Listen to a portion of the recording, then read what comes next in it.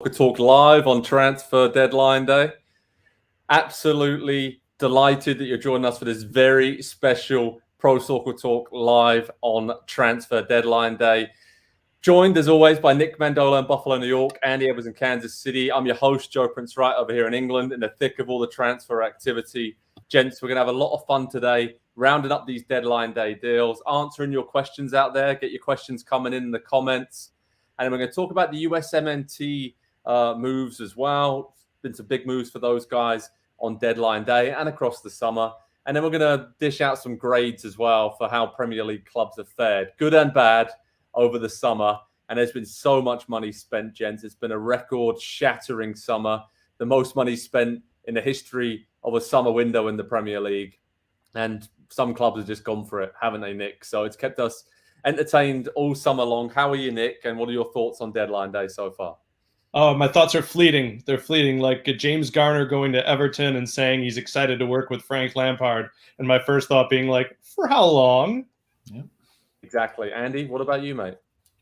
Yeah, I guess I've reinforced my idea that there are three kinds of transfers that are done on deadline day. There is a good player that should have been signed long before deadline day. There is a desperation signing that probably shouldn't have been signed, but it was the last minute and you needed someone.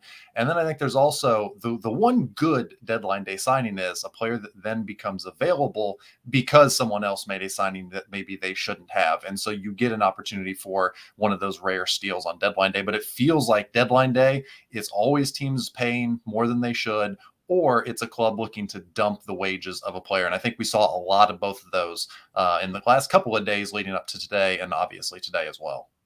It's very true. It's very true. So just to let you know what's going on across all our platforms on USA Network, there's a special post-game show after Leicester City against Man United, focusing on all the transfer news.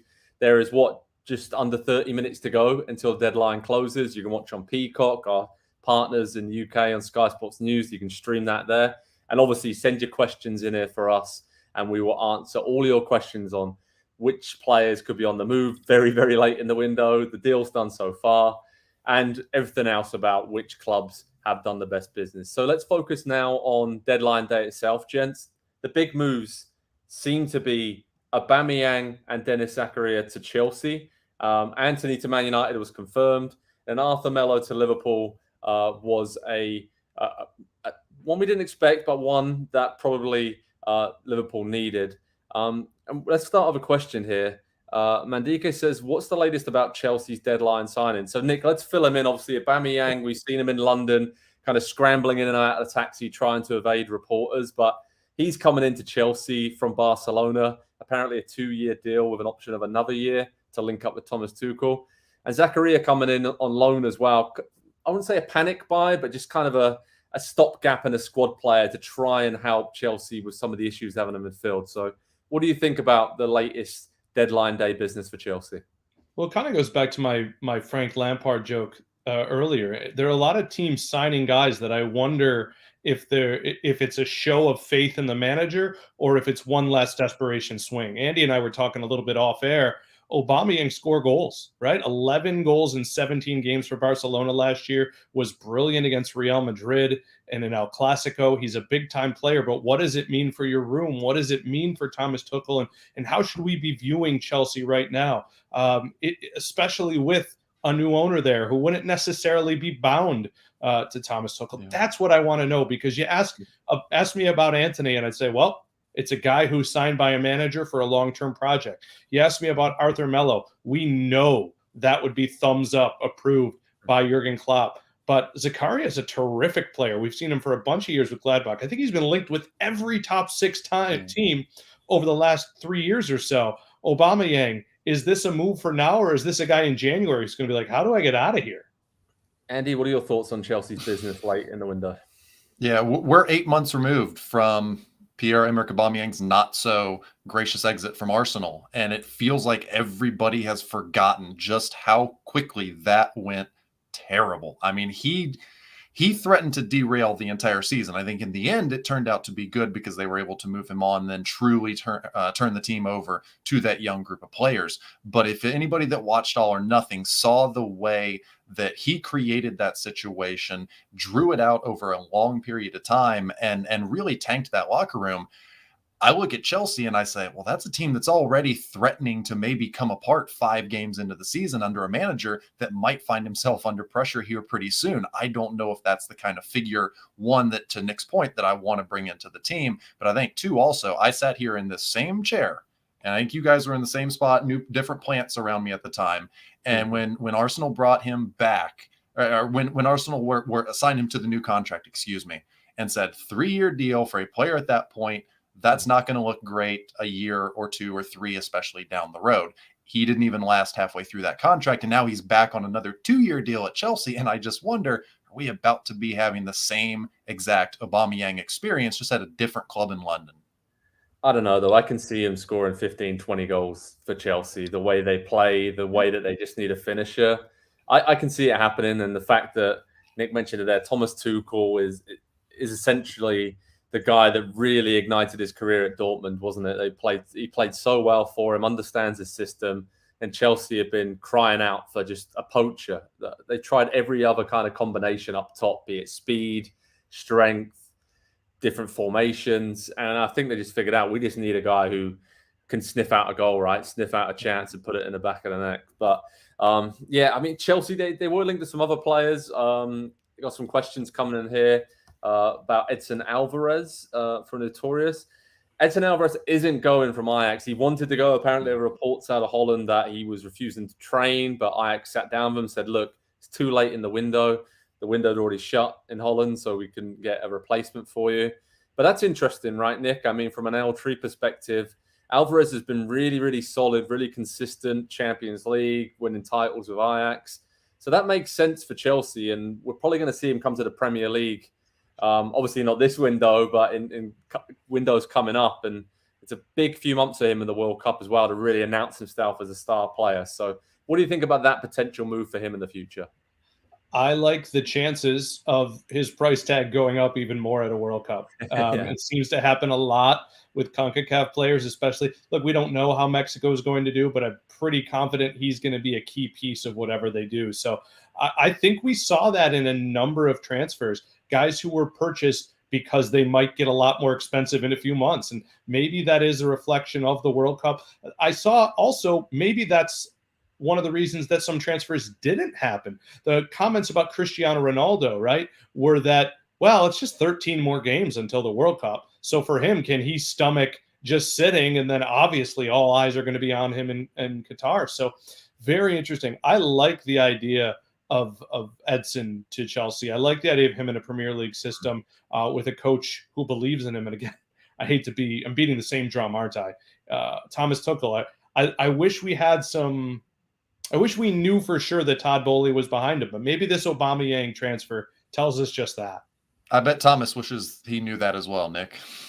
Yeah, that is very true. That is very, very true. When we look at some of the other deadline day deals, I mean, Melo to Liverpool, Andy, that makes sense, right? With their midfield injuries, obviously Brazilian international player, very good on the ball, kind of a very solid player that Liverpool need there. We've seen how good some of the young players, Harvey Elliott and others, have been stepping in with Thiago out and obviously Fabinho in and out of the team to start with. Now Jordan Henderson's injured.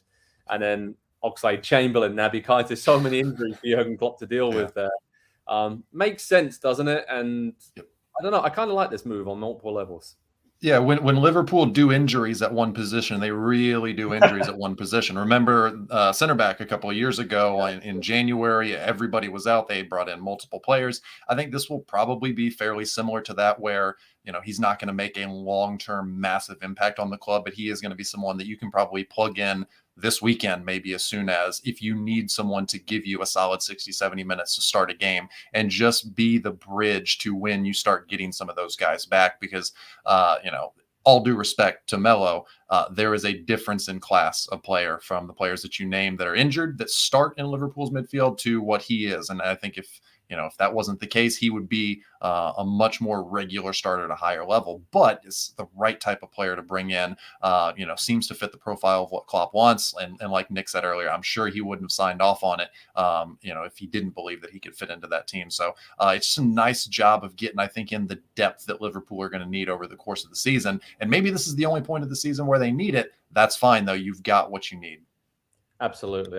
Nick, when we look at the money that the Premier League teams and the Premier League as a whole has spent over the summer window, we're talking record amounts like Chelsea, Man United, upwards of $300 million, right? It's just absolutely incredible the amount of cash they're spending on not huge overhauls, but 5-6 very good players. When we look at that, what does that tell you about the strength of the Premier League? And also when it comes to the Europa League or Champions League, is it all set up for another sort of year of dominance for the English clubs? Because when you look around Europe, there isn't as much money being spent, right? Yeah, it feels like you need a really bad draw or just a horrific run of form to not make it kind of deep into the round. These teams are loaded. I saw a story, I think, equating to the last rung on the Premier League table, staying alive, get you $150 million American, something along those lines. So you can spend, right? Every team can spend. And look, we're going to end up talking about it at some point, but I saw, as you guys know, I've followed Newcastle for the better part of 20 years. And obviously there's a lot of focus being on the 230 million or whatever has been spent since January. And that's a lot of money until you realize what fans were yelling about, that they were the only team not spending for a long time. And you can't do that anymore. Obviously, we're talking about a polar shift here in terms of spending, but you have to. And it's why Scott Parker was so mad at the Cherries. As you say, listen, are we going to buy some guys or no? And there was almost an acceptance, it seems, around Bournemouth circles that if they don't buy, they're going to, it's not going to work out for you. You better be prepared to go right back down. So I can't help but look at moves like the Liverpool move and feel like, all right, these wages are going to be a lot. We haven't spent. We have to get somebody today, even though Arthur is pretty much a one-dimensional guy. He's going to carry the ball and he's going to press really hard, and you're not going to expect much else from him. But you do that because you need to stay. Every spot on the table is millions and millions of dollars. Oh, absolutely. Very good point there. We got a question coming in from Shia. It says, are those all the Man United transfer news? And I think we expected a bit more, right? Obviously, Anthony, we knew was going to happen. But Andy, the most surprising kind of thing for me about the window essentially was Cristiano Ronaldo actually staying at Man United in the end after all the fuss and all the reports. And I think he's probably surprised to still be there, right? And nearly scoring a bicycle kick coming off the bench against Leicester tonight. So what do you think about that? I mean, in terms of Manchester United's business, we talked a lot about Chelsea and Liverpool and others there, but they've done okay in the window, right? Yeah, this is really complex, and I don't think we have to make it complex, though. They have gotten better since last season ended. I think unequivocally better. Cavani, Lingard, Mata, Matic, Pogba. That's a lot of money all gone off the books. No one with any semblance of a short or even long-term career at the club. Malacia, Eriksen, Martinez, Casemiro, Antony, all in. 3 players 23 years or younger, a couple players right at 30, but have shown very recently they've still got a lot left to give to the team. I think if you look at just that math, the subtractions and the additions, it looks like a good window. It might even be a great window for a lot of clubs to swap out that much bad or that much uselessness for that much good in the team. And yet, because it's Manchester United and we have this concept, this idea of what they are, what they should be, what they're trying to get back to, it still feels like they didn't really do enough, especially early in the window before the season began. And I think that's the point that it comes back to me for, is new structure, new names, new faces operating the club. We were told it's going to be different. We're going to do things differently. And it felt like the whole window, and after the season started as well, they were just flying by the seat of their pants, and they got a couple of good players in. I think Casemiro, Antony, going to make this team better. But if they were the guys that you identified, and if the club wants you to believe that they are the players that the team needs, they should have been brought in sooner. There shouldn't have been a month gap between Martinez was signed on July 27th to Casemiro on August 22nd. It should have been a little more streamlined.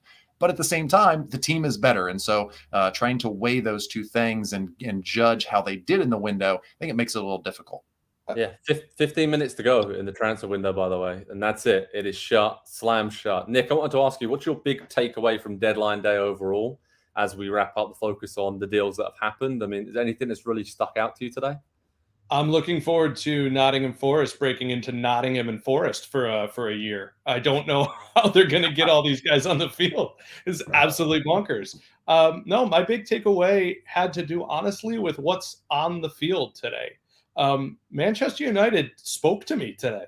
That was a steady performance. They were not great, but they, for the second time in a row, found themselves with a clean sheet. I'm extremely encouraged by those signings they have made. And man, weren't we a little freaked out, rightfully so, 2.5 weeks ago when we were hearing these random names thrown out there that told us this was the same exact Manchester United. And I just feel, after watching Varane and Martinez together, the steady Varane and Martinez, kind of the rambunctious little guy running next to him. Not that he's taller than me, but they keep saying, right, not 6'5" guy. And I start to think to myself, I would have liked them to dodge the Ronaldo bullet, so to speak. But I don't know if the players that we all said, wow, what's happened to them, aren't looking a lot better in a system. And Andy and I, it's the one thing we stressed, right? And Joe has been stressing it for a while. You have to have a system. And I'm thinking they might have it. I'm thinking they might have a system. It's going to take a long time for it to be fluid and a lot of pieces for it to be good. But they can float around the place they're in right now on the table.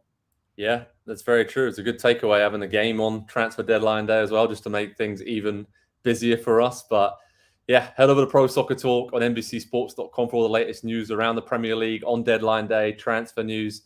We'll have you covered with the full list of moves all summer long, reaction analysis, and lots more. And it's been fun, gents. It's been really, really fun deadline day and focusing on these transfer moves all summer long. Before we get to that, send in your questions, anything you want to ask us. We got some really good questions coming in, lads. So I want to focus on these right now. Josh UFO, maybe he believes in aliens, I don't know, says, transfer that has most improved a club this summer. Andy, I'll go with you with that. That's a great question. It is very good, yeah. Transfer that has most improved a club. I mean, all summer, Erling Haaland. Like, he has taken Manchester City and you know, I had questions, maybe you could even say doubts, that it would happen this quickly. It obviously has, and I think probably takes them into within the Premier League, certainly a new stratosphere. I think I don't know that you can make any case that Liverpool or anyone else, even in the same conversation as them for the title. But I think with what they really covet being the Champions League, I don't know how you can look at the way that they're going to focus on that competition and prepare for it, and the motivation that I think everyone there, including Haaland, has to go and get that trophy. It feels like this, if not now, will they ever? I guess is the point. Yeah, it's hard to disagree with that, Nick, but I've got a feeling I'm going to go with my one, Gabriel Jesus. Yeah, it's mine. Yeah, I thought that as well. That's the one that sticks out, right? When you look at the impact he's already had, and just how Arsenal's entire attack and almost entire team is just looks like a different beast this season under him. Resilience, the just forward movement of the entire team, and they're so confident in what they're doing, right? So it's like elaborate on that. He's been excellent. He's contagious, and we didn't get to see this a lot with Man City. By the way, he was very good at Man City. His XG was almost always a little bit bigger than the goals he has scored, but he looks, Martinelli is a freak of energy, and Jesus is a freak of energy, and these guys are all over the pitch. And so it's been really impressive for me. I love Haaland. I think maybe I'm discounting him because of when the transfer happened. I think Man City just absolutely crushed it this summer. Alvarez hasn't even begun to look comfortable and looks very good. Grealish is hurt, so we haven't even seen his adjustment. And the move they made today, that's sneaky good. If you've watched Dortmund, which, again, this is why I always kept telling you, Haaland, Akanji is a remarkable passer. He's not going to draw this comparison from amongst a lot of people, but they're missing Laporte right now. I think he's going to come in and be the same type of player for them. They gave Nathan Ake his chance. It just wasn't working.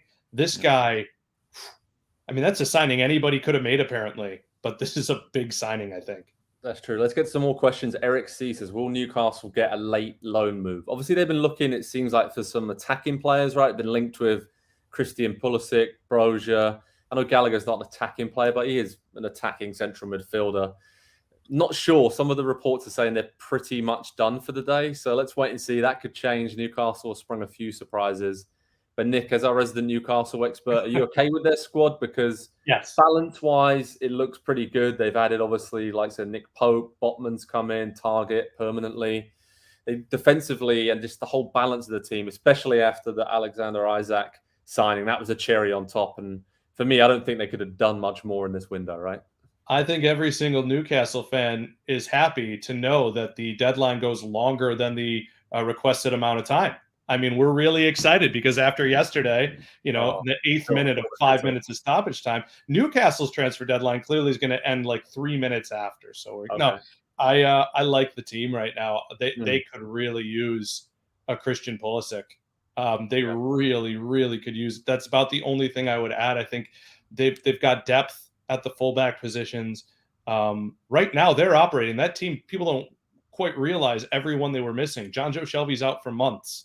Callum Wilson didn't play. Alexander Isak only played because they got the work permit across the line a couple hours early. Bruno didn't play. Alan Saint-Maximin didn't play.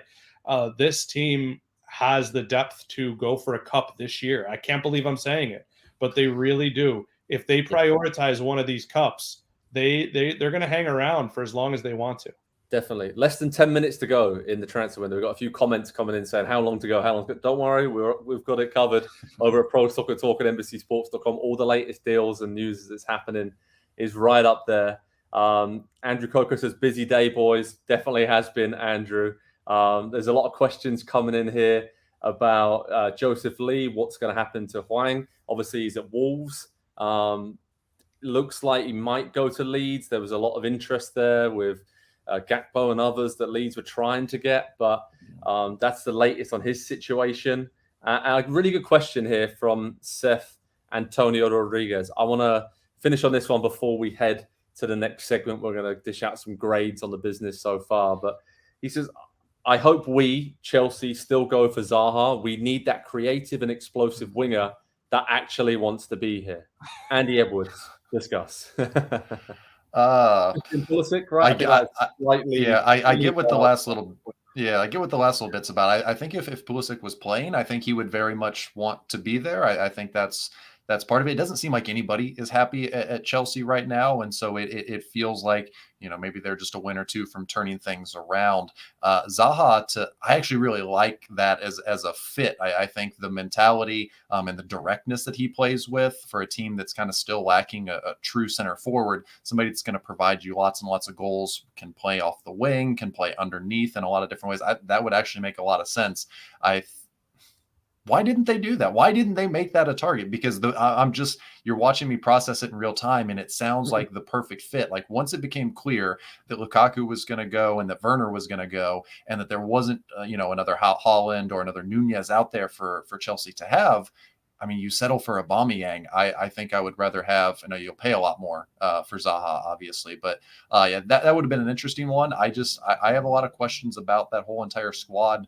Up and down. I think that that season could go either way very, very quickly for Chelsea. Well, he knows the player.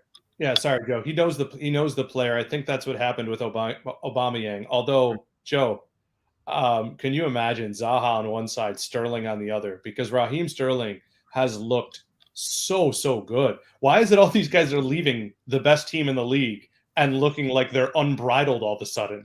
Like Zinchenko was fine last year. Jesus was fine last year. Sterling looks like he's buzzing about. Maybe it's just that City moves forward as this unit, right? They move forward together, so you never realize how fast these guys are. But Sterling looks like the fastest player in the league all of a sudden. Yeah, it's pretty incredible to see what they're doing and how strong Man City are, just to let those players leave and be like, yeah, we're fine. We just go and sign Alvarez. We're going to sign Haaland. We're all good. Have a good career, lads. Okay, we are coming up towards the end of the transfer window. 5 minutes to go. With that in mind, let's focus now on Premier League grades for the summer. Over on Pro Soccer Talk on NBCSports.com, My grades will be released in about 4 minutes' time, but I'm going to give you a sneak preview of some of the grades I've been dishing out. We're going to focus on who did the best business and sort of focusing on the top 6, gents. I think we're going to start with Chelsea. There's a lot of comments there coming up in the comments section talking about, Adele there says, what do we rate Chelsea's signings? Well, in my grades, obviously, I feel like I may have been slightly harsh in terms of what I've given them, but I feel like it's been a really strange summer for Chelsea overall in terms of it's been a bit muddled, I'd say. That's the best way I can put it. That we kind of knew which direction they were heading in. They've dragged it out. We know they had a new owner, but I gave them a B for their transfer activity. Obviously, Fofana, Cucurella, feel like they massively overpaid for those players. Koulibaly and Aubameyang are kind of they're good players, but are they past their best? And yeah, I'm just intrigued to see what you guys think about Chelsea, how we rate them. Andy, do you want to jump in here? Yeah, I'm so beyond worrying about overpaid for players, I think, because it's very clear that there is enough money to go around to get all of the overpaid players for a club like Chelsea. I really like what they did. If you just look at the players they brought in, now I have questions about Fofana. We have 1 season of evidence. We all here rate him quite highly. We have 1 season at 19 years old. That was 2 seasons. That was 2 years ago now. It's been a while since we have seen him perform at that level, and clearly his head was turned. He was distracted by the potential to go to Chelsea. He's going to have to show up, I think, on day one and really deliver and show that he's back to being at that level that he was for Leicester a couple of years ago because of the way the entire thing played out. I think that has the potential. If he doesn't start quickly at Chelsea, it might start to look like, well, why did we spend all that money on this guy? Well, why did we bring this guy in? It's been a while. It really has. I want to give them a little bit of leeway because of all the mayhem that happened at the end of last season. I don't think they were necessarily planning on spending this much money. I believe Rudiger and maybe even Christensen stay if things are stable there. They got a little bit of a Rudiger replacement in Koulibaly, although Koulibaly Rudiger liked to shoot from distance though too, didn't he? Occasionally. But what Fofana can be, and if you're going to learn under somebody, it's Thiago Silva. Like if you're going to become a world-class center back starting from a young age, it's him. I like what Chelsea did in the short term quite a bit. I'm really interested in if this Zakaria was really a short-term bid or if this is a guy who can come in and play for quite a while, because at some point, Conte is not going to be at the same level of speed. And they're going to need something more. I know we've seen a lot of Loftus-Cheek, but does that mean he's found his gear? And Joe, as an Englishman, I'd want to know this. Does that mean he's found his gear, or was that a sign that Chelsea really needed to get another center midfielder in?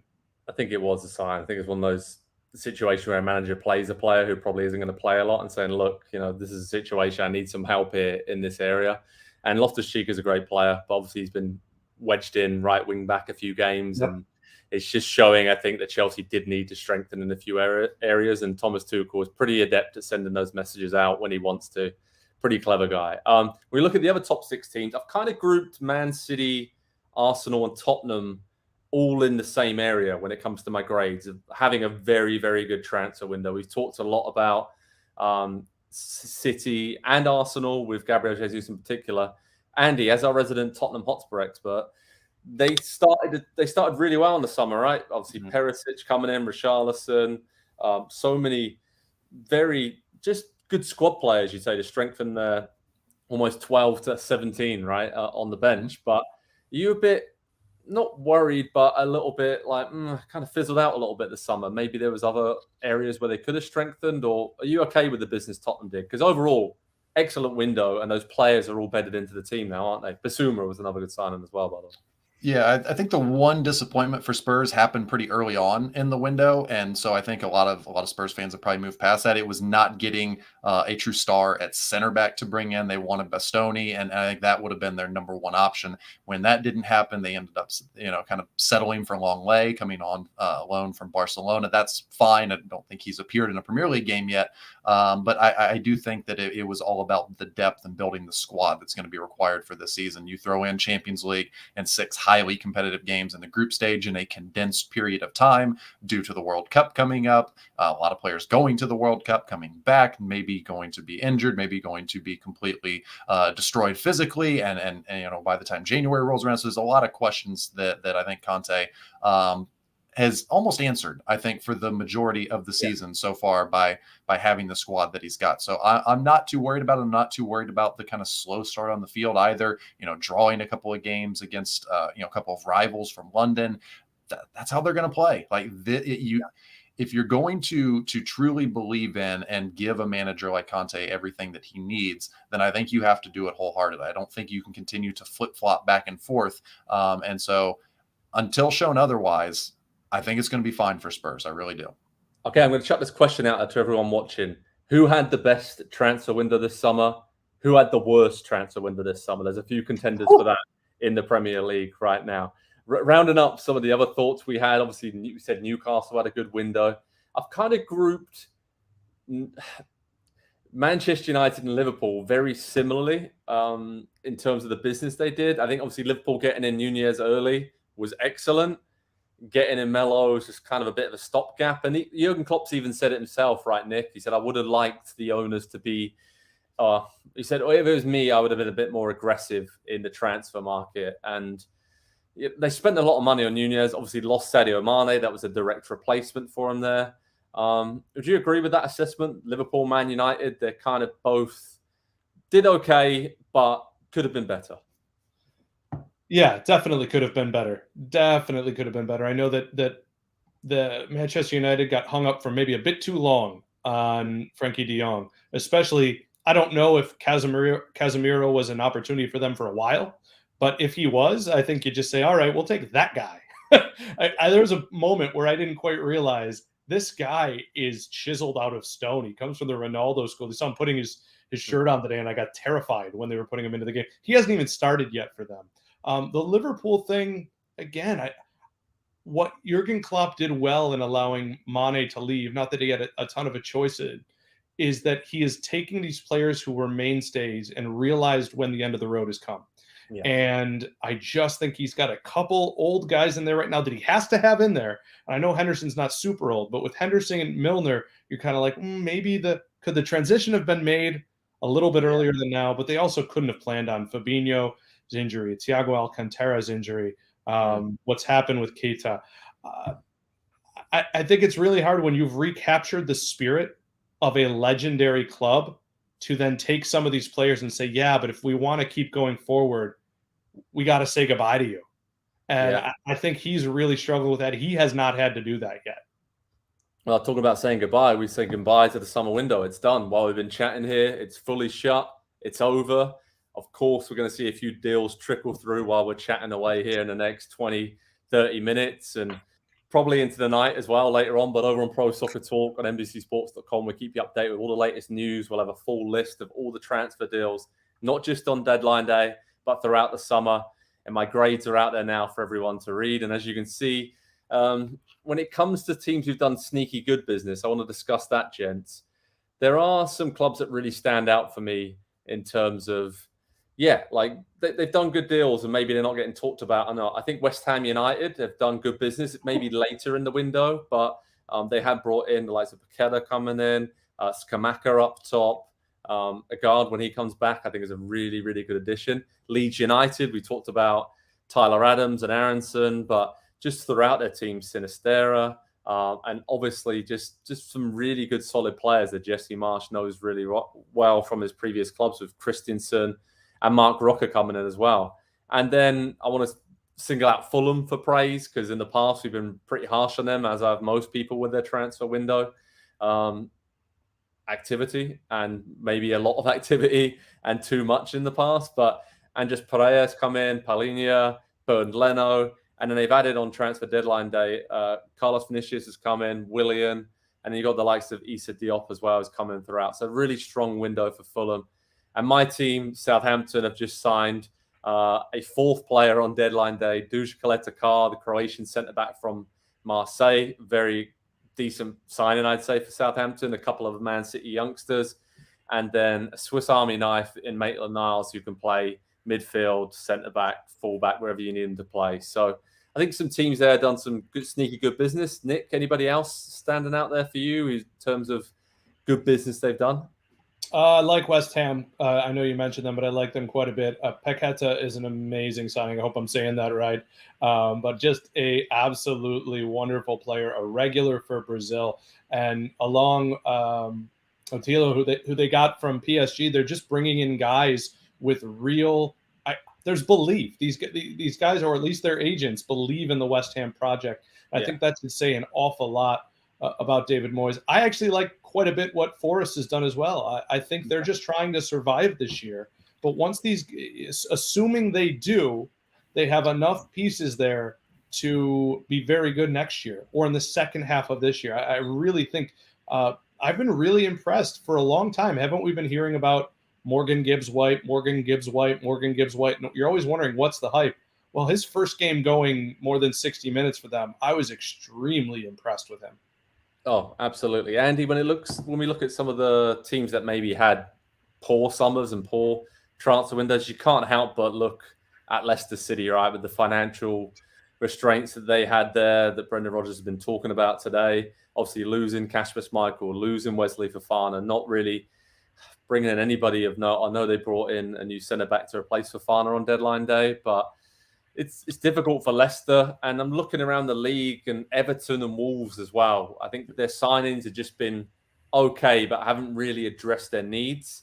Again, time will tell, right? In a few weeks' time, we might be talking differently about these new players that Everton and Wolves have signed. But any other teams that stick out to you that maybe didn't have great summers and their squads aren't as strong as they were this time last year or even at the start of the summer?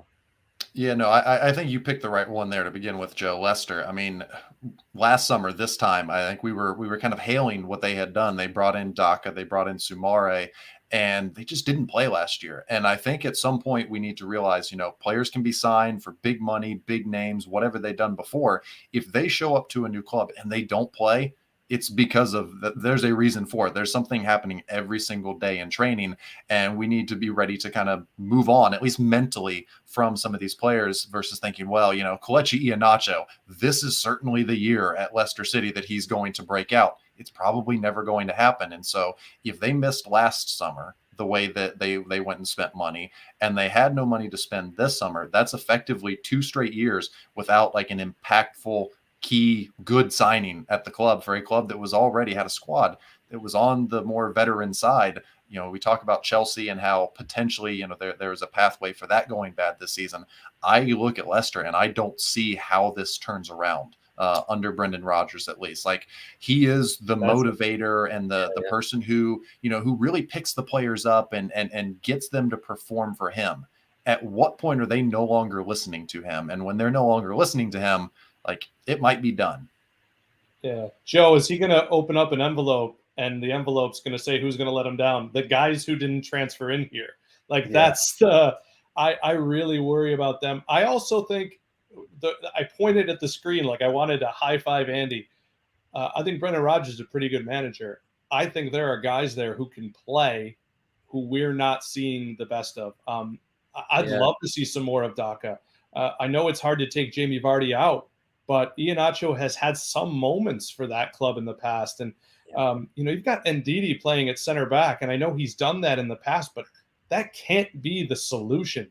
I know they brought in a guy, but they're one injury away from him going back to that. So I have to wonder, I wrote in the recap for Leicester Man United, it's going to be interesting to see how under fire 2 old pals, Rodgers and Gerrard, are in 2 weeks. Did you see? You wouldn't have, but I'm still looking at the recap for work later tonight. The reaction. Rodgers after the game said, "This isn't the club it was 2 years ago." Well, buddy, what's changed? And you didn't have Fofana for all of last year either. So I have to wonder if he's not on his way out. Yeah, that's very true. Let's wrap up some of the comments and questions we've got coming in.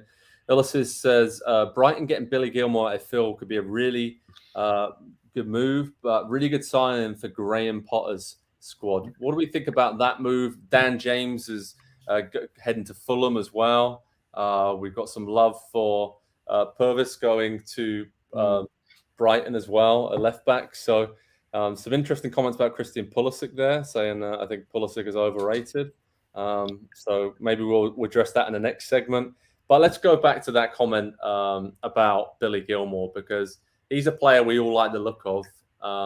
Andy, is this a good spot for him? Because I feel like at Brighton, the way they play, possession-based, it's actually a very, very smart move for him. There's a certain few clubs now that I think I'm to the point where they do a piece of business, and my first immediate reaction is, okay, that's probably good. And Brighton is one of those clubs, and we've seen enough of Billy Gilmore to have a pretty good idea of what type of player he is. He's somebody who's going to keep the ball turning over in midfield, keep it moving around. He's going to fit that possession style really well. I think the knock on him and why he was never really going to get into the Chelsea team was maybe didn't offer enough defensively. Well, they're a little bit more rigid and structured in the way that they play at Chelsea, where it's more free flowing, and especially in the central midfield, and you've got the freedom, I think, to push forward as well in a way that you don't for Chelsea. It's probably going to look like a really good signing. Like he had a solid loan last season, right? And if you were able to impress, in that Norwich team, I think you can step into Brighton and just hit the ground running, because everybody there, I think, just operates in the same way, thinks in the same way, and he should take to it very quickly. You should keep your questions coming in, everyone. It's been great to hear from you all during this Pro Soccer Talk transfer deadline day special. Gents, let's now switch gears and focus on the USMNT players on the move this summer. On deadline day, we had a few big moves for US players. So Gino Dest went from Barcelona to AC Milan on loan with an option to buy for $20 million, which is a huge deal for him. Still young in his career. He's now played for Ajax, Barcelona, and now he's going to play for AC Milan. And then John Brooks, forgotten man. He's gone to Benfica. He'll be playing in the Champions League. Was last at Wolfsburg. Been a free agent all summer, just waiting for his moment. And after Jan Vertonghen moved on, he's gone straight to Benfica. And that wraps up a very busy summer for US players around Europe. And Nick, I'm going to come to you. Which player got the best move? Because we focused a lot on Brendan Aronson and Tyler Adams to Leeds. Jordan Pefok to Union Berlin's another really good move.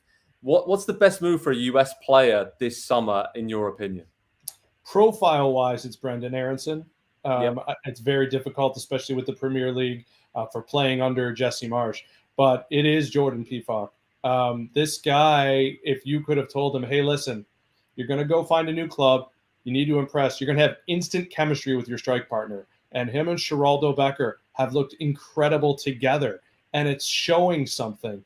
While we may have questions about Pulisic and if he's going to be sharp, you can bet right now, just by the start that Becker and Pefok have had, that he's going to be in the team. He's going to be in the lineup for at least another month and a half. So this September window, he's going to come in perhaps the form of his life. And I just think that is the move, just for how it's worked out so far. Andy, do you agree with that? Anybody else that stands out for you? I mean, Ricardo Pepi going to Groningen in Holland wasn't working out for him at Augsburg late in the window. Kind of a bit of a desperate move, it seems like, to try and force his way back into the US picture to get on the plane to Qatar for the World Cup. But any other moves out there, or do you agree with Nick that Pefok is the best of the bunch for the US national team players? Yeah, I think it's obviously the one that's had the most instant results. I'm still really holding out hope that going to play for Patrick Vieira is going to be great for Chris Richards. And I think that, obviously he's played 45 minutes to this point so far. It's going to take a little time, I think, to integrate and get into that team. But we have so much evidence that says Vieira will give him that time, and then he will give him opportunities, and plenty of opportunities. He'll give him a chance to get out there, to struggle, to mess up, and then to learn from it and apply what he's learned and come back a better player. It's not going to be the super short leash that we're used to seeing with, say, Pulisic at Chelsea, and why maybe that hasn't always worked for him there. And so I because that's the other big question that we have had for the last couple of years is who's going to be the center forward and who's starting at center back. And so if those two things could potentially, and obviously striker looking much more likely to have been addressed so far, but if we could address both those in the summer transfer window with a few months to go before the World Cup, I think that puts the U.S. in maybe the best position that they've been in going to a tournament since, I don't know, 2010, because there were so many questions in 2014, and obviously the team did what they did, but like it felt like in 2010 they were really stable and everything was a known quantity. It feels like if those two positions are settled, it's kind of the same this time around. Yeah, I agree with you. I think Pefok having the start that he's had at Union Berlin has been excellent. John Brooks going to Benfica gives him a chance, I think, to have a run at the squad there if he gets some games and just to show Greg Berhalter what level he's playing on again. Chris Richards is interesting. I just don't know how often he's going to play at Crystal Palace, given Anderson and Mark Gahey, how strong that partnership is. I hope he plays a lot, and you've seen him come on and slot in different roles, right? Which I think he'll be on the plane to Qatar. I have no doubt about that. But how many minutes he has, still not sure. But yeah, get your questions coming in, everyone. On the US national team, I know there's a lot of USMNT fans watching. Who had the best move? Who should have moved on? Nick, let's move on to that second question I've just asked there, because Christian Pulisic, all summer long, we're hearing reports that he actually wanted to move on from Chelsea, but they didn't want to let him go in the end. Manchester United are interested, Newcastle, a lot of other teams in Europe. Is he the most frustrated USMNT player out there, or should we look at Matt Turner? Knew what he was getting into at Arsenal, but would a loan move maybe have been good for him and his development, or does he have to focus on League Cup and Europa League, and that's okay? And then also Weston McKennie, there's been some reports there that maybe Tottenham or others would have come in for him. He didn't start or play at the weekend for Juventus. Is that another player who maybe is thinking, could have gone and played regularly? I mean, there's a lot of players I've mentioned there, a lot of big players for the US as well. So that's a slight concern, isn't it, about who might be frustrated? It is. I think it's very difficult to not trace it back to Pulisic. It's just a weird situation. And I don't mean to say he had to leave or he didn't have to leave, but I don't know that there would have been a choice he could have made right now that we would be saying 100% that's the right solution. And I think it goes to his mindset, which is interesting because I think we've all seen the commercial where he talks about all the pressure on him, and it almost feels like, yeah, man, like that is documentary style stuff, with the exception of the Ted Lasso character, Roy Kent. I don't know that there could have been a pick other than, again, I would have liked to see him at an Everton or somewhere where he's just going to go and play, like Aronson. But I think he was between a rock and a hard place, and I just hope he's fresh moving forward. Yeah, me too, Andy. I mean, I think we've got some comments coming up here saying he's overrated. I don't think that's the case. He's shown it in fits and starts at Chelsea, but he's rated. He's rated. He's rated, yeah. And they've got rid of Hudson-Odoi, Timo Werner have left, and he's still there. I mean, I don't know if that says more about clubs don't want Pulisic, but I don't think that's the case. I think Chelsea could have offloaded him this summer if they really wanted to, but there's been enough there if he's fit for Thomas Tuchel to trust him in games, and he'll be rotated in and out of the lineup between now and the World Cup, right? With Champions League and how intense that schedule is between now and November, he's going to get a lot of minutes.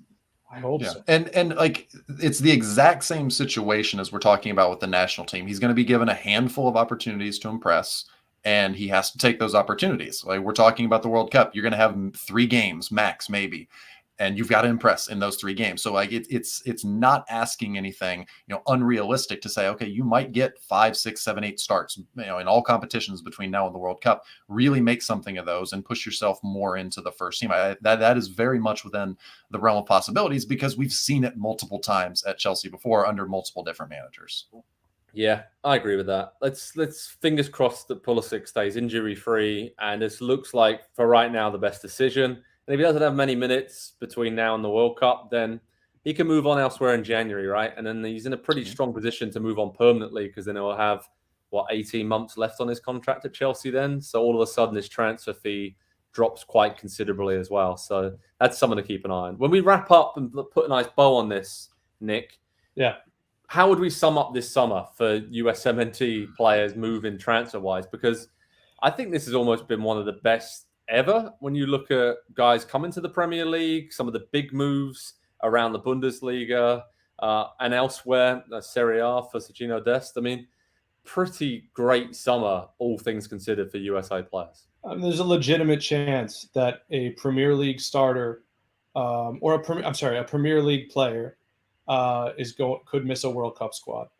There's a legitimate chance that a player we were talking to a year and a half ago, Gio Reyna, is not going to make it to the World Cup, which seems crazy. There's a decent chance that Luca de la Torre moved to a La Liga club after his best career season and is not going to start for the U.S. The reason I make those there's debate there, and we could talk about them. Those are the guys that we don't know about. The transfers, look at these. I'll just read straight down the list. Ready? Leeds, Palace, Arsenal, Chelsea, Celtic, Union Berlin, Luton Town, Celta Vigo, Middlesbrough, and then Haji Red. I'm not going to try to say the name of his club because I always mess up the Turkish names. But that is a decade for the U.S. 20 years ago. That's a decade of destinations. And the fact that Cameron Carter-Vickers is arguably Celtic's best defender and may not end up on the plane is a wild embarrassment of riches for the United States of America.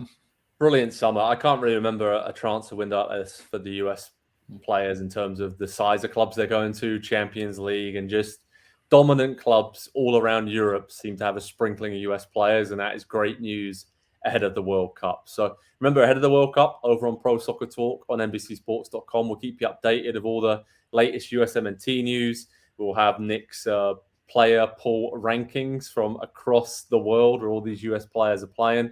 And we'll keep you updated because it's going to be really interesting to see how these players play at their new teams and how it gels and how they settle down now that they found new homes in what is a very, very big few months for them and their careers. And of course, for the US.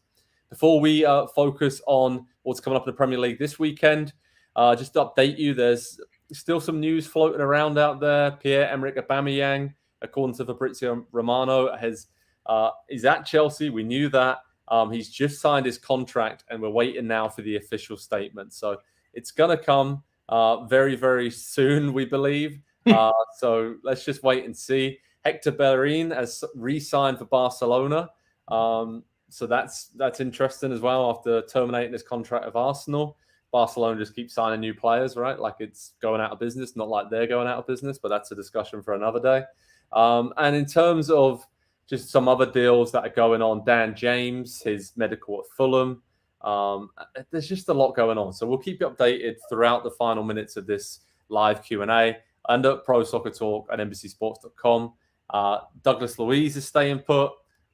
Arsenal keep going in and up in their bid for him, but Aston Villa aren't having any of that. And Nick, you put your hand up there very politely, so come in, mate. No, I was going to make a little quip because the number one topic in the comments that hasn't been mentioned yet is two sweet words. It says "Go Bills." So just a reminder that we're a week away from the Bills and Rams. Little tasty action. I just want to say I'm acknowledging that the people are not influenced at all and just raising that independently for their verve and spirit around the team up here in God's country. There you go. The other type of football is kicking off soon, and we will focus on both for anybody who wants to listen. Billy Gilmore, according to our partners in Sky Sports in the UK, has passed his medical at Brighton, so he's one step closer to getting a really good move. And we'll keep you updated. There's a lot going on. This is fun. Even though the window's shut 20 minutes ago, there's still all this news trickling through. So we'll have you covered on PST. Okay, gents, let's now focus on match week 6 in the Premier League. There's games coming thick and fast. We've had the midweek games rolling straight into the weekend's action after deadline day and all that carnage that comes with that. Some big games coming up. Obviously, after a wild start to the season, let's focus first, Andy Edwards, on Everton against Liverpool. Massive Merseyside derby. I mean, Everton looking for their first win of the season. Liverpool, obviously, back-to-back wins heading into this, but they're still struggling. We talked about their injury issues. Yes, they beat Bournemouth 9-0, but Merseyside derby, even if there's a big gap in quality and form and all the rest of it between these teams, it's a leveler. It always has been. So what are you expecting for this game at Goodison? Because Frank Lampard really needs a result. They've been resolute, Everton. They're defensively solid enough, but It's at the other end of the pitch where Anthony Gordon's been trying to do it on his own, playing as a forward when he's really a winger. It's difficult for Everton, but you could see him maybe grinding out a draw here against Liverpool. I'm trying to make a case for them.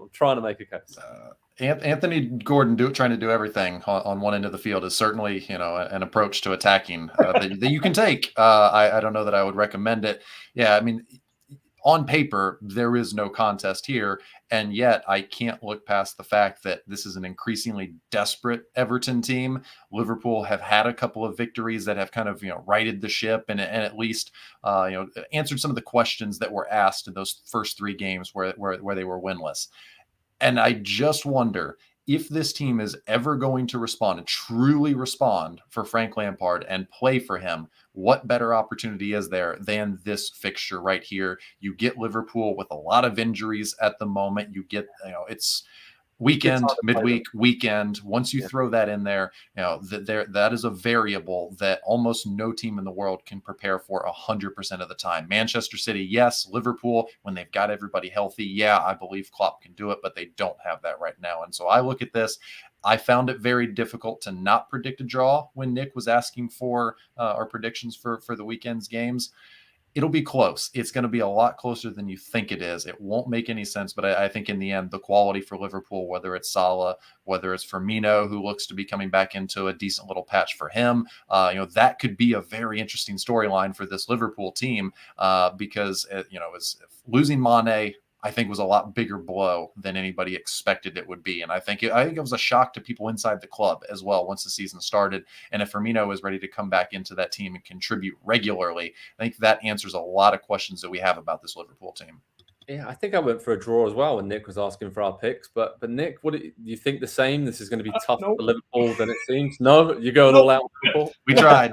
No. I'm going Liverpool handily. Okay. I think there's just too many new pieces there. I know the Merseyside Messi is going to be there and Anthony Gordon, but look, the best performers, I pulled this up earlier, the best performers for Everton so far this season in terms of advanced stats. Tell me what they have in common. Jordan Pickford, James Tarkowski, Mason Holgate, Nathan Patterson, Connor Cody. They're under pressure every single game.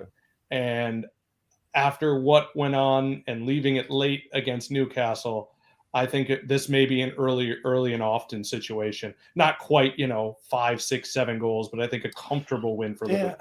They look the best that they've looked all season against Leeds. And I thought, they are improving. I think it would be easy to look at and say, oh, Lampard is going to go any day now. That team has no hope. I think they were improved in that game. And I think we have to always remember Liverpool will give a few chances, especially on the counter. And as much of the ball as they're going to have, as much time as they're going to spend in Everton's defensive third for all of the standout players that you named there, Nick, there will be chances. And Anthony Gordon showed, in that game against Leeds, it was 1 or 2 chances they had in that game, but he took it. Yeah, it's true. Lorenzo's got a very good comment here. I mean, Liverpool lacks speed and creativity in midfield. That's pretty fair assessment, I'd say. Obviously, Henderson, before he got injured, Milner, Fabinho, even some of the other guys coming in, it does seem a bit laboured at times for Liverpool, right? Compared to play. I mean, it always has done. That solid Klopp midfield with the fullbacks bombing on, that's just part of the system. But I think that is where they kind of could come unstuck against Everton this weekend, where Everton, like you said, Andy, they turn the ball over. They've got some players there, some flyers in Gordon, Damari Gray, and others who could get forward pretty quickly. And Dwight McNeil, of course, as well, and hurt Liverpool. So that'll be their game plan. It's going to be really interesting to see. Goodison's going to be absolutely fired up for that one. We'll have you covered on Pro Soccer Talk on NBCSports.com with all the latest news and how to watch Everton against Liverpool. Nick, focusing on a massive game of the weekend. Manchester United, red hot Manchester United, 3 wins on the trot against Arsenal. Perfect Arsenal, right? So far, top of the Premier League table. Andy, he's grimacing a little bit when I say that. 5 games. Yeah, all right. So it's at Old Trafford. What are our thoughts on this, Nick Mendola? Because 2 powerhouses, heavyweights, whatever you want to call them in the Premier League, who are finding form, much maligned in the squad rebuilds and obviously at different stages of that. But this is going to be a really good litmus test. We use this word a lot for seeing where each of these teams is at this season, right? I think it's a game that is going to be determined, and follow me here, by the fullbacks. And the reason is I think Casemiro is going to come in and get a start for Manchester United in front of two center backs who have looked solid and angry and capable for a game like this. And we've seen Arsenal's midfield be very steady as well. So I look to another test. We saw him do great against Salah from Malacia. We look for another test. Deleuze had his games and now we look at what Arsenal has built back there as well. Will it be Ben White out wide, or will it be a more attacking fest? How both of these teams choose to utilize their fullbacks. I know it sounds goofy in a game with Jesus and in a game with Marcus Rashford and Bruno Fernandes, but I think the fullbacks are going to tell the tale. Yeah, I mean, Theo in the comments is particularly buoyant, maybe, by those opening 5 wins for Arsenal. 6-1 to United, to Arsenal against United. That's what he's predicting. And then Lorenzo saying Arsenal might make United look goofy. Peter says United won, Arsenal won. Get your score predictions coming in. There's a variety there, but everyone seems to be leaning towards Arsenal, Andy. They have looked very, very good, especially going forward. Against Villa and Fulham, they've come up against some solid defensive units, which United will probably be, right? Like they have been in their last couple. Sit back, defend, try and hit them on the counter. Does this matchup almost kind of suit Man United a bit more in terms of Arsenal are going to be full of confidence, flooding forward, and then United had the likes of Sancho, Rashford, and Alanga on the break to really hurt them? Yeah. At the risk of sounding really harsh, and I don't mean it that way, this is the first time that we're going to see Arsenal play somebody serious this season. And I don't think that is controversial. That's not to take anything away from what they have done. I take the point that they faced a couple of solid defensive sides, teams that are well organized and tough to break down and all of that, but not teams, I'm talking Crystal Palace, Fulham, Villa there that you mentioned as well, Joe, not teams that you fear after they soak up the pressure. It's teams that are just going to soak up the pressure, teams that are just going to get the ball as far clear as they can and then get back into defensive position. Now, and we saw it against Leicester tonight, what Manchester United can do on the counter, whether it's to Rashford, whether it's to Sancho, they have players up top that when that space presents itself in behind the Arsenal defense, and they play an incredibly high line the way that they're playing right now, it's all about defending with possession and squeezing the field and not letting teams out of their own half. Manchester United have the talent, and maybe we'll see Antony make his debut as well, but they have the talent to threaten and beat you going back the other direction. And so how much, I guess, caution or how much balance is Arteta going to prioritize going into this game? Because I think it's very easy to look at the way they've played and say, well, they'll make them look goofy. Yeah, they might make them look goofy the way they can pass around them in the defensive third, but are they actually going to create scoring chances? One, and two, if they don't, what's going back the other direction? So now they really have to strike a balance between those two. And I think this is where we see how much Arsenal have actually not just improved, but I think grown and matured in their mentality and how far that's going to take them forward. Yeah, I mean, Abs is kind of saying that in the comments there. Right? Sancho will give Ben White problems, obviously at fullback there. We've got some score predictions coming in, 3-1 to Arsenal from Adam saying 2 goals by Saka. And then we have Gabriel saying 2-1 to Arsenal. Carl saying 2-1 to United. Arsenal 3-0, that's what Miles said. And then Miles says, will Antony start for Manchester United? Well, he can actually play this weekend. His transfer was done in time, so he's got all the clearance. If all the paperwork gets sorted, he's going to make his debut. I don't know if he'll start this weekend. Long term, Nick, right? He's going to start. He's going to probably take Anthony Elanga's place there on the left side of the attack. And what do we think about Antony? We haven't talked about him much. We talked about him a lot in previous shows. But now that the deal is officially done after the summer-long saga that it was, what does he bring to Manchester United that's different? Because on paper, he seems very similar to a lot of the other players they already have. I think he's a fighter. I think that's the one thing you're going to see that separates him from the bunch. He's a very aggressive player, and I do like the look of him. And I hate when people stereotype an entire league or make a gross statement about how things work. But I've seen too many players who look absolutely dynamite in the Dutch league struggle over here. And I know that it's a way different situation with way more quality around him, but I always look to when Brighton brought in Alireza, a fantastic talent. a guy that I thought was maybe going to be the guy who takes the league by storm, and it just takes a little while to get going. I do really like the chances of United doing something in this game, but most of it does not come down to their wingers. It comes down to a player who I think we may look at the end of this season as the biggest import. And I mean, I just can't get over a player of Casemiro's quality becoming available and going to Manchester United. I think he's going to be the difference in 3 or 4 games this season for them. Yeah, I totally agree with you there. We've got some great questions coming in. It's Adam again asking, is Anthony just another winger that goes missing? I don't think so. I watched him a lot for Ajax in the Champions League, and he just loves to pop up in different areas, drift inside. Eric Ten Hag knows this. He's worked with him. And that's what it's all about. That's why Ronaldo doesn't fit into this United system, right? It's because they want Sancho, Bruno, Rashford. It doesn't really matter where you're lining up to start with on the pitch. If you watch United now, these players are just rotating, and Anthony is perfect. He's that maverick. He's that, Eric, not to put too much pressure on him, but that Eric Cantona kind of character, which he'll try crazy things. He'll do crazy things on the ball. And I think, United, maybe the balance will be slightly off, but then you counteract that with bringing in someone like Casemiro into the holder midfield role just to keep the back door locked even more. And that is not bad at all. There's some really good questions coming in. Carl C said the ability to have 3 pacey attackers that interchange positions between Rashford's. Well, it's like that wasn't me who typed that, honestly, but that is exactly what I'm just saying here. So you can see it works. It's a good signing. And it's just going to be interesting to see how he takes to the extra expectations at Manchester United, right, Andy?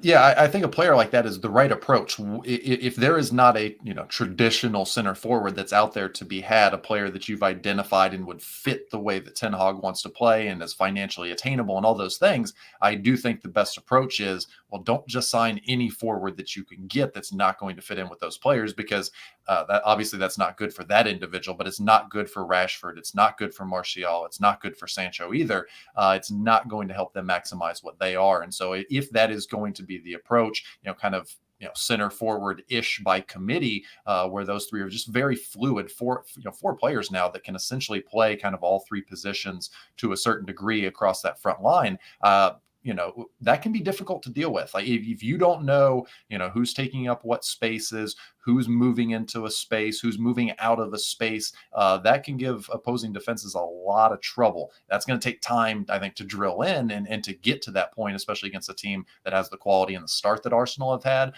But if we can see some flashes of that early on, maybe even this weekend, then I will strongly consider Manchester United for a top 4 position this season, because I think that Chelsea have made it pretty clear that there's some space around them. Spurs, we'll see how they handle Champions League. There's a path to Manchester United finishing 4th this season. There is, and I didn't think we'd be saying that a few weeks ago, but things change very quickly in football, that's for sure. So, guys, games to keep an eye on, guys, this weekend is Spurs against Fulham, red hot Fulham as well, going pretty well, could cause Tottenham some problems, especially Mitrovic there.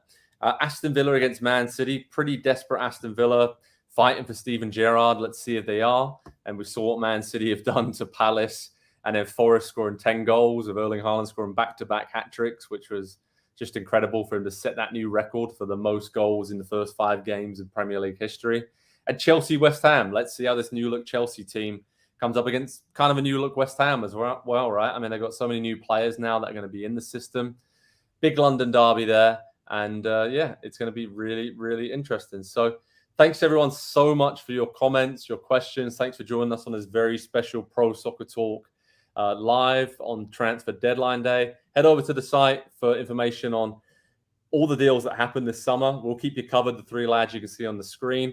And remember, every Premier League game this season, how to watch information, previews, analysis, reaction, we'll have you covered, all 380 games. Throw in Champions League and the small matter of the World Cup coming up soon as well. And we are your one-stop destination for everything around the soccer world. So Andy, Nick, thanks so much for joining me. Thanks everyone for joining us, and we'll speak to you all very soon indeed. Cheers, guys.